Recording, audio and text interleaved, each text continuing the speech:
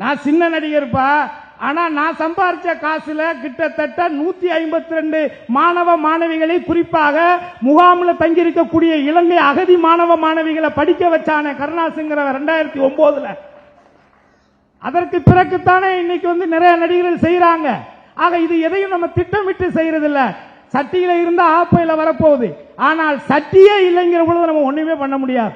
ஆக இன்றைக்கு நடக்கக்கூடிய இந்த அரசியல் என்பது சினிமாவிலே தனக்கு இருக்கக்கூடிய இந்த மக்கள் செல்வாக்கை பயன்படுத்தி மிக எளிமையாக இந்த மாபெரும் ஒரு இயக்கத்தை குறை சொல்லி அதை மக்களுக்கு விரோதமான பேச்சுக்களை பேசி அதன் மூலமாக ஒரு சுயநல அரசியலை ஆதாயம் தேடலாம் என்று நினைக்கக்கூடிய அவருக்கு நான் ஒன்றே ஒன்று மட்டும் சொல்லிக் கொள்கிறேன்.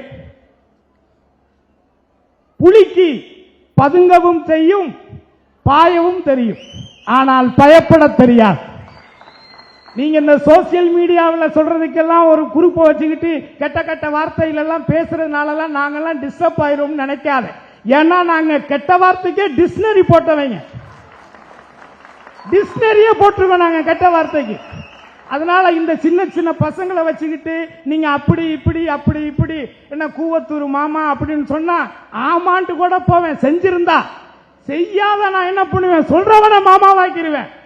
என்ன அப்படி நீ அங்கே போனீங்கன்னா அப்புறம் நான் அடுத்த இடத்துக்கு போற மாதிரி ஆயிரும்.